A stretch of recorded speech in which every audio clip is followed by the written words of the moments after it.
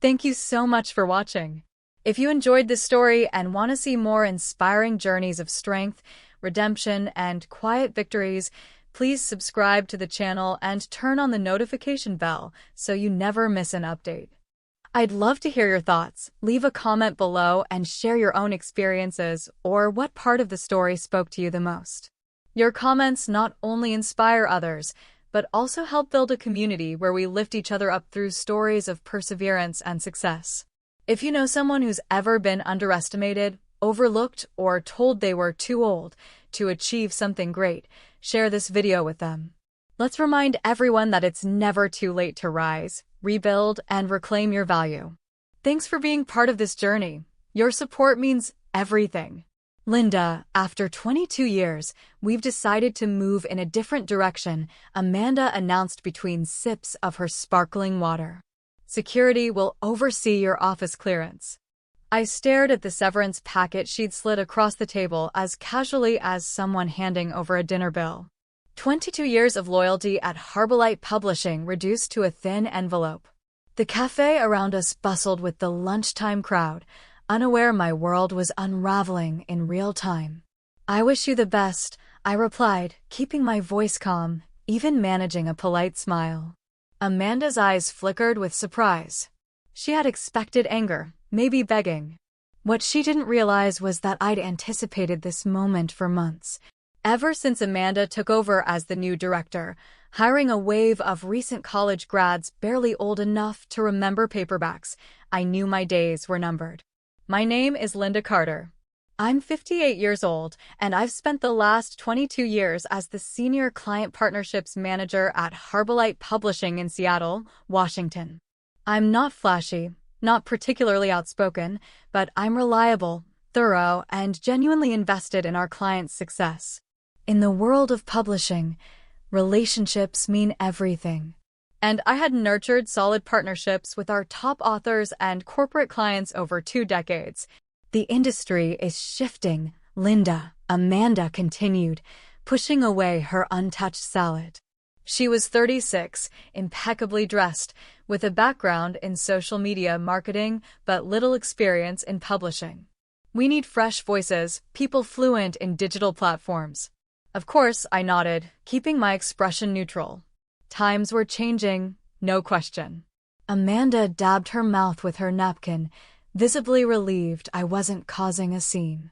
HR will contact you about your benefits. You're getting a generous severance, 6 months of pay. We really do appreciate your service. Service. Like I'd been a utility rather than the core of client retention. I took a slow sip of my iced tea, my mind already shifting into planning mode. My mortgage was nearly paid off, my son had graduated college last spring, and my wife's job at the architecture firm was secure. Financially, we could manage for a while. So, you're all right? Amanda asked, a flicker of uncertainty in her voice. Yes, I replied simply. I understand. As we strolled back toward the office, Amanda chatting about reorganizing the department, my phone buzzed with a message from Ethan Wallace, CEO of Wallace Tech Solutions, one of our biggest clients. Lunch tomorrow? Need to talk strategy for the new software manuals. Little did Amanda know, 3 of Harborlight's largest clients weren't loyal to the company, they were loyal to me. I first joined Harborlight in 2001 as an administrative assistant, after 10 years in customer service roles. Publishing wasn't my original goal. I'd majored in English with dreams of teaching. But I needed flexibility while raising my son. What began as a temporary role blossomed into a career I cherished.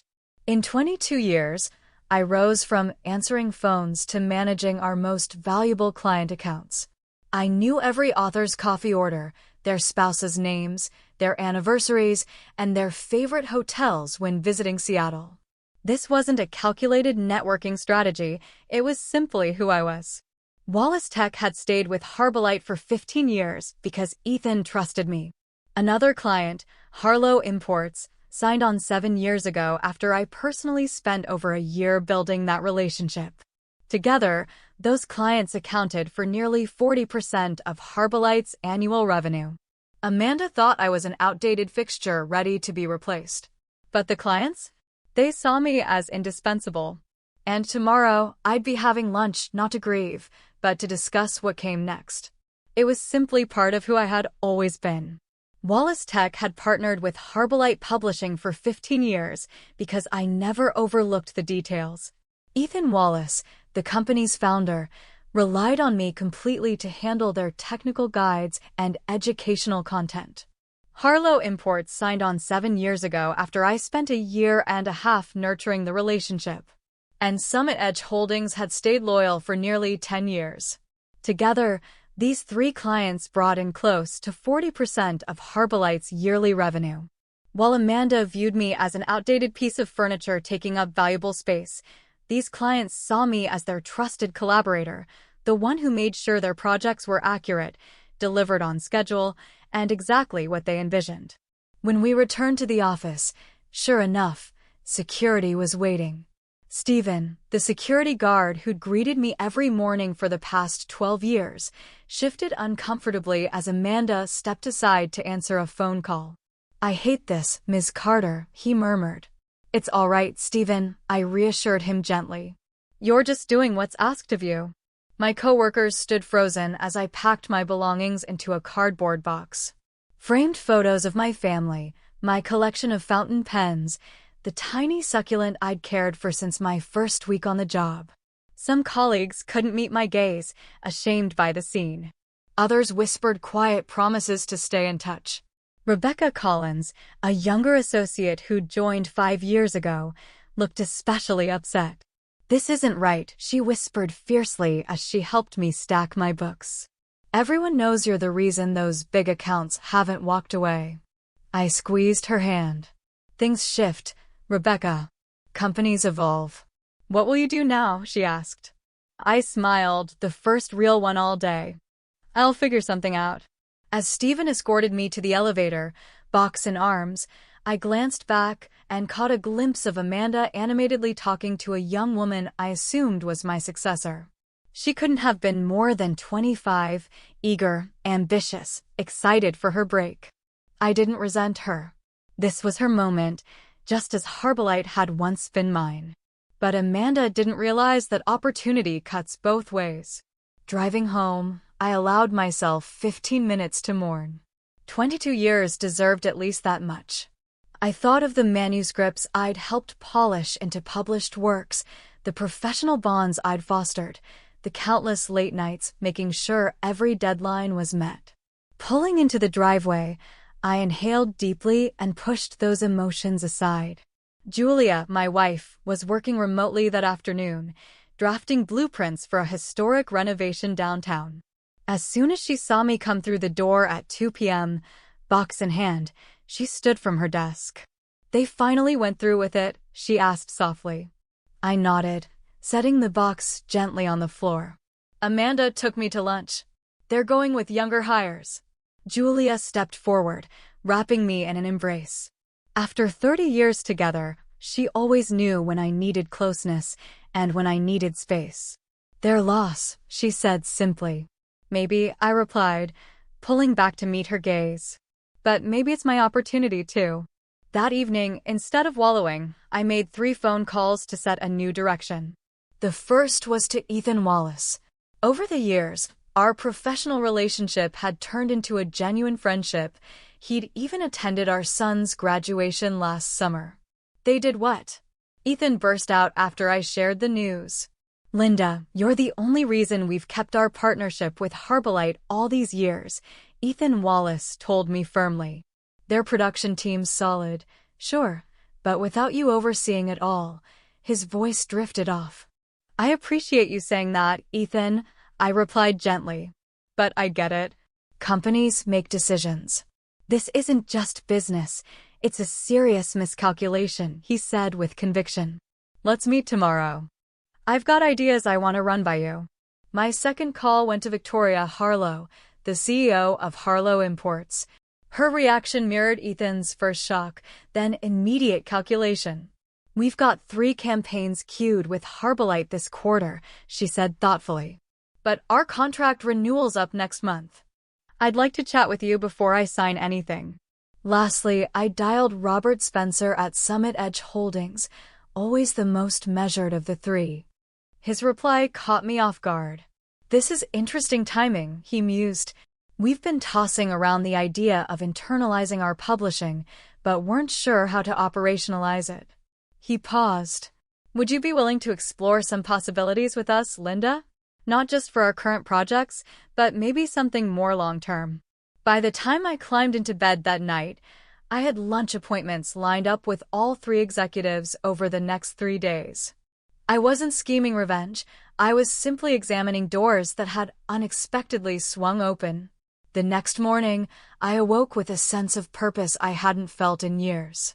As I'd packed up my office the day before, Rebecca had quietly slipped me a flash drive containing my client notes and workflow templates. "Nothing proprietary," she had whispered. "Just the resources you created yourself. You made these," she'd added. "They belong with you." I wasn't starting empty-handed. I had over 2 decades of hands-on experience, a deep network, and now, for the first time in years, complete freedom to redefine my career path. Preparing for lunch with Ethan, I realized Amanda had unknowingly done me a favor. She'd pushed me to imagine a future I never would have dared to plan on my own. I arrived at Haven Bistro 15 minutes early. I'd chosen the spot deliberately. It was just a few blocks from Harborlight's headquarters, a venue Amanda frequented for client meetings. A tiny, mischievous part of me wondered if she might see me there, but the logical part knew that exuding confidence was the stronger message. Ethan arrived right on time, his towering 6 feet 3 inches frame turning heads as he made his way to the table. At 62, he still carried the commanding energy of a leader who thrived on long hours and high expectations. "Linda," he greeted me warmly, pulling me into a hug. "You're looking pretty damn composed for someone who just had her career derailed." "I've always believed in focusing forward, not backward," I said with a quiet smile as we sat down. After we placed our orders, Ethan leaned in. "Before we get into your situation, I've got something to tell you. Amanda called me this morning." I raised an eyebrow, though I wasn't surprised. She introduced herself as the new head of client partnerships. Said she wanted to sync up on our upcoming projects and align on our goals. Ethan's impression of her polite corporate tone made me chuckle despite myself. "She said she's assigned someone named Emily to manage our account, claimed she has groundbreaking digital strategies to transform everything."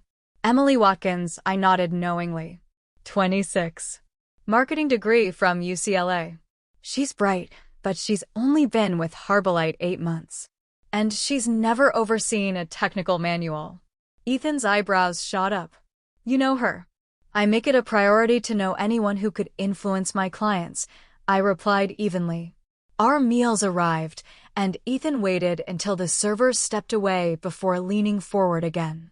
"Here's the deal, Linda," he began. "Wallace Tech has 3 textbooks, 5 user guides, and our entire training series lined up with Harborlight this year. Altogether, the contract's worth just under $2 million. I nodded quietly. I had personally negotiated that agreement the year before. "I have no interest in handing these projects to someone unfamiliar with the material," Ethan continued, his expression firm. "But I also can't risk production delays. Our new engineering certification launches this fall." "I understand," I replied, a pang of loyalty to Harborlight stirring despite everything. "Emily might surprise you.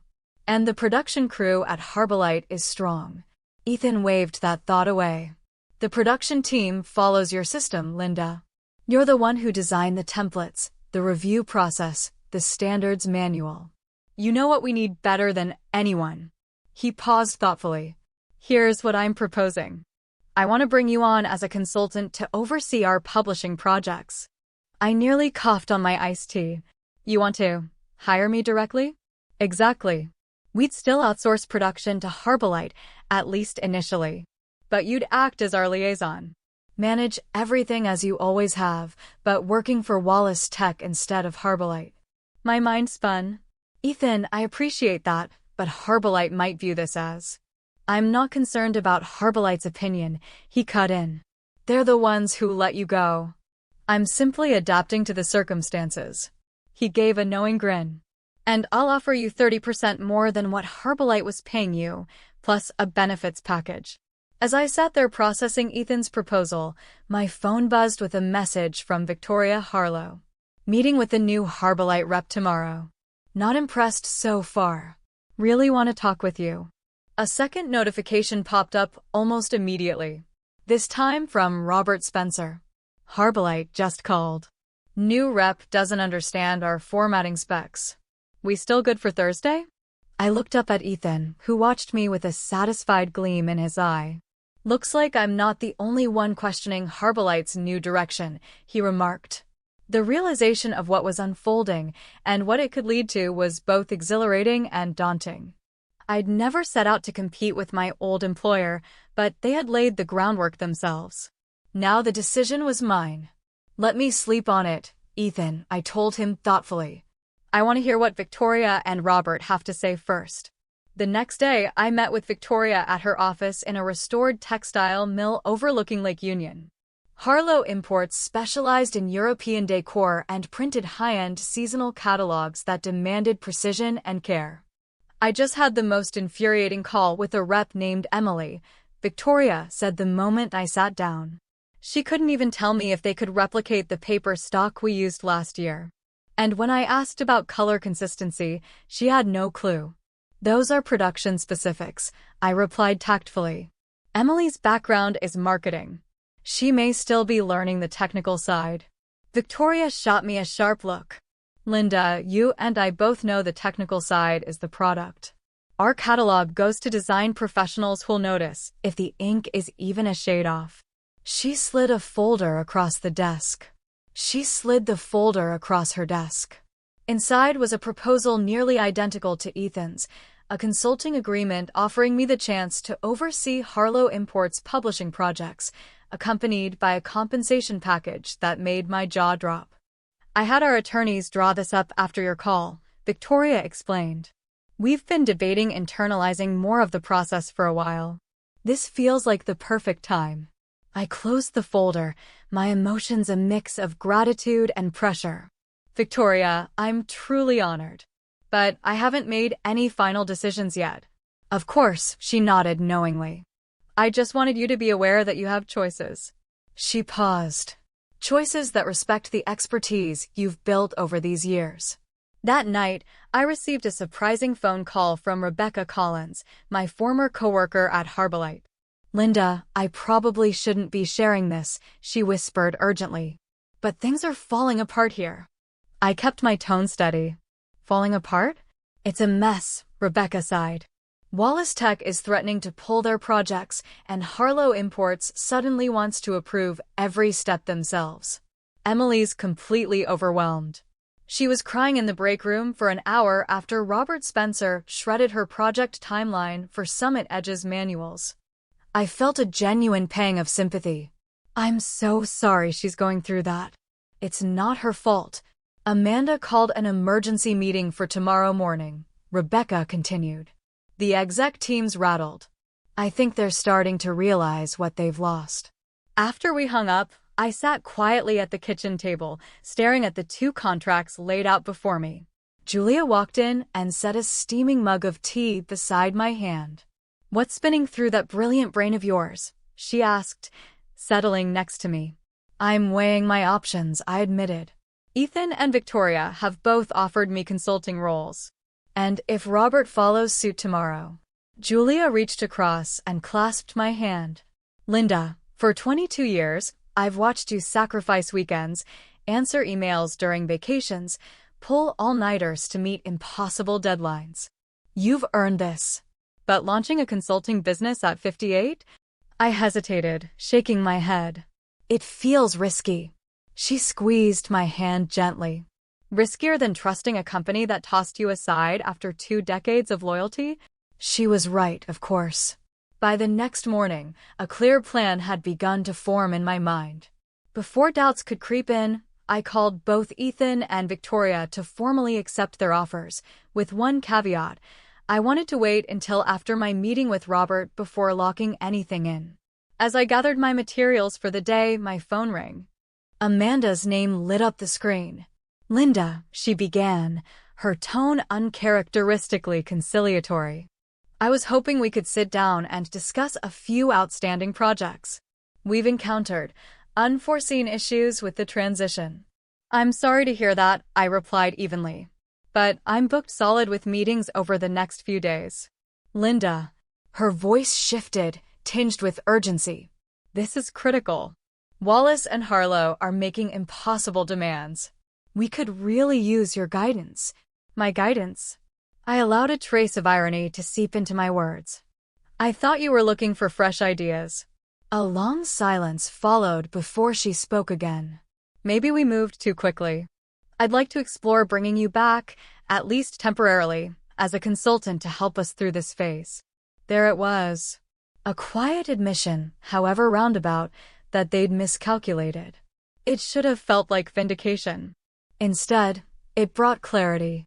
"I'll need to check my schedule," I said calmly, then ended the call. My meeting with Robert Spencer took place at Summit Edge Holdings headquarters, nestled high inside a sleek glass tower overlooking downtown Seattle. Unlike Ethan's warmth or Victoria's candid style, Robert was measured, analytical, so his proposition took me completely by surprise.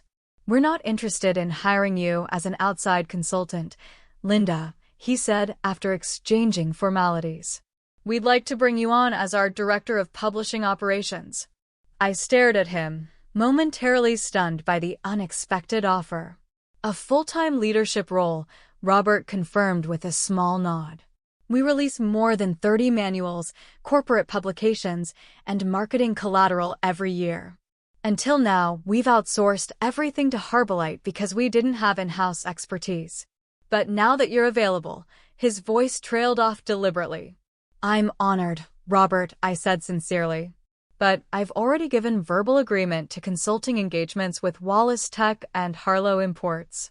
"I figured as much," he replied calmly, sliding a detailed proposal across the table. "Which is why our package includes the flexibility to continue consulting for select clients, provided there's no conflict of interest. You'd oversee the creation of a publishing division from scratch. You'd have full control, a starter team of 5, and the authority to shape operations your way." My eyes dropped to the compensation section.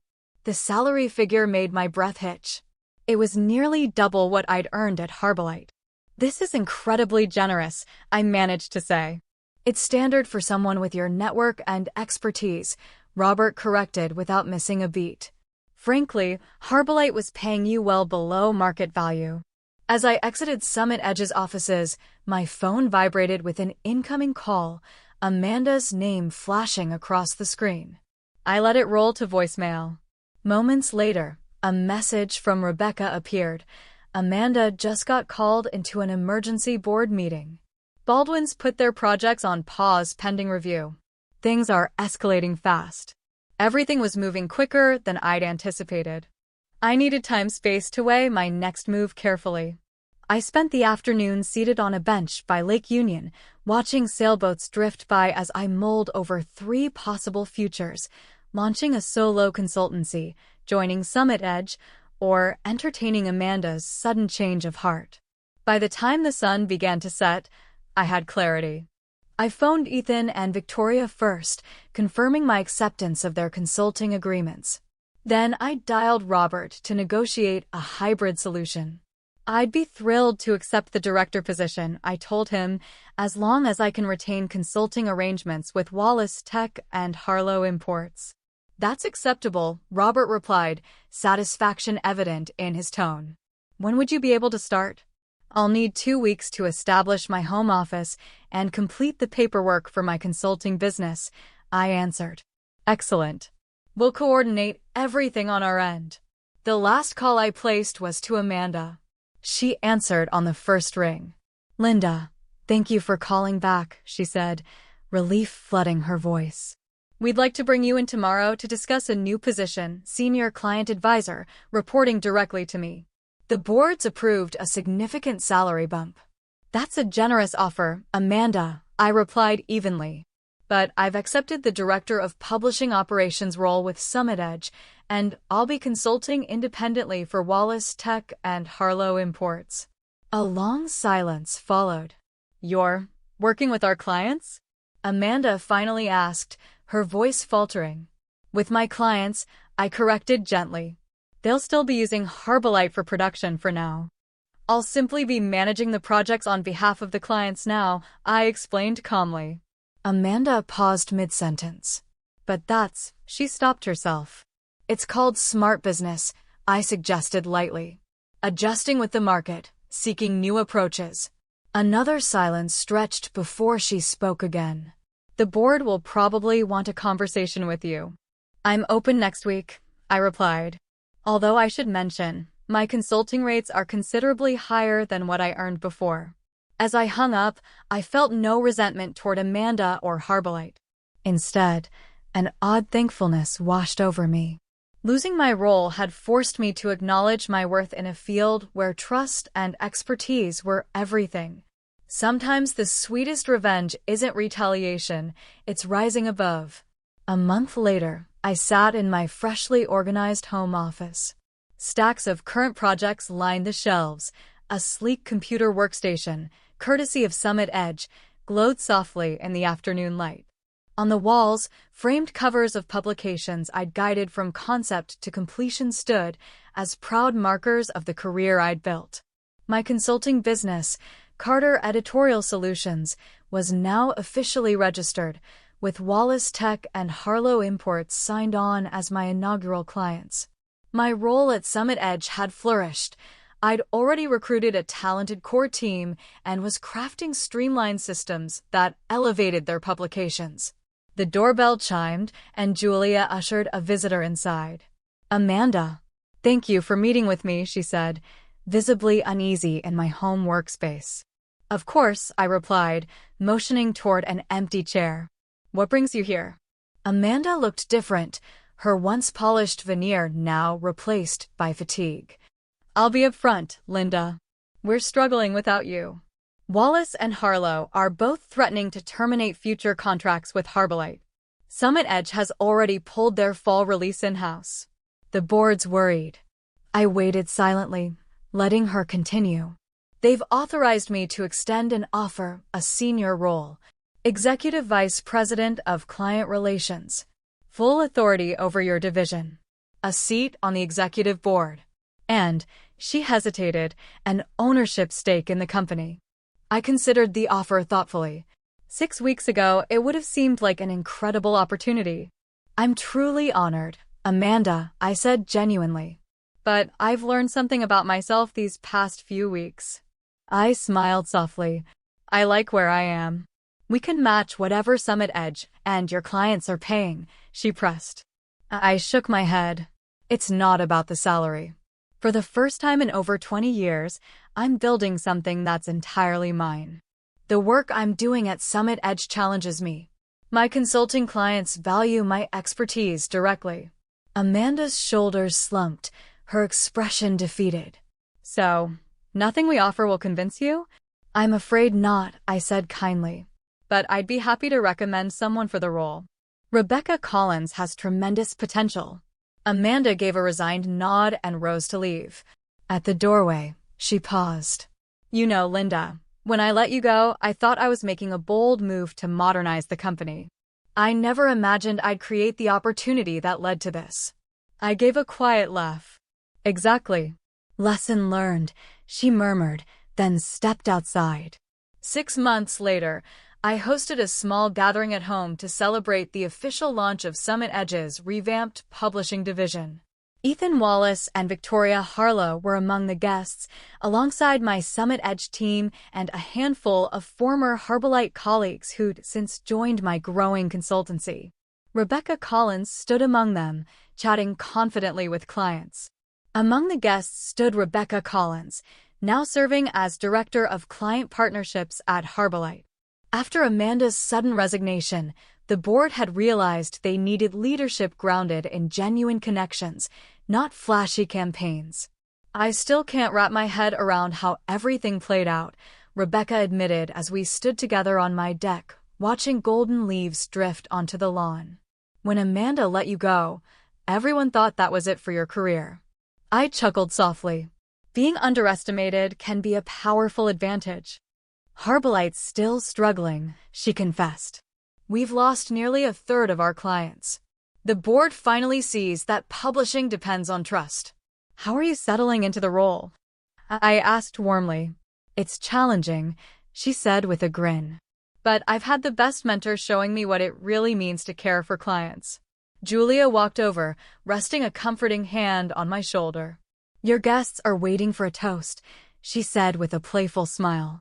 I'd never been someone who enjoyed standing in the spotlight, but as I gazed around at the gathering, former coworkers turned allies, clients turned friends, I felt a quiet confidence I hadn't known before. I'm not giving a speech, I said, raising my glass. But I'd like to propose a toast. To embracing unexpected doors, to honoring experience, and to the power of authentic relationships. Everyone lifted their glasses. Ethan's voice rang out from the crowd. And to Linda Carter, who showed us all that the strongest comeback is rooted in excellence. As laughter and conversation flowed around me, I took a quiet moment to reflect on how drastically my life had shifted. What had started as a painful ending had transformed into something richer, deeper, and far more meaningful than I could have dreamed. Sometimes, the most profound triumph isn't revenge at all. It's becoming the fullest version of yourself. I realized, standing there surrounded by those who valued me, that influence was never about titles or corner offices. It was about the trust you build, the loyalty you earn, and the integrity you carry forward. My path from discarded employee to respected leader was the most rewarding victory of all. If you've made it to the end of my story, I want to thank you for taking this journey with me. It wasn't easy to share, but I hope it speaks to anyone who's ever felt overlooked, underestimated, or pushed aside. I'd love to hear from you. Please leave a comment below with your thoughts, your encouragement, or even your own experiences. Your words matter, and together, we can create a space where people know they're not alone in facing these challenges. When Amanda let me go after 22 years, I could have walked away defeated. But instead, I chose to see it as a turning point. My message to anyone watching this is simple. Never let someone else's decision define your worth. If a door closes, it doesn't mean the journey is over. It means it's time to find another way forward. Trust your skills. Trust the relationships you've built. Those connections will carry you further than any job title ever could. I encourage you to look at your own life today. Is there an opportunity you've been afraid to take? Have you settled for less because you didn't think you deserved more? Let my story be a reminder that it's never too late to start again, to rebuild, and to rise stronger than before. Whether you're 30, 50, or 70, you still have value. You still have wisdom that can't be replaced by flashy trends or newer faces. If this story inspired you, please subscribe to the channel and share it with someone who needs to hear it. And don't forget, sometimes, the greatest revenge isn't anger or retaliation. It's becoming the person you were meant to be all along. Thank you for believing in me.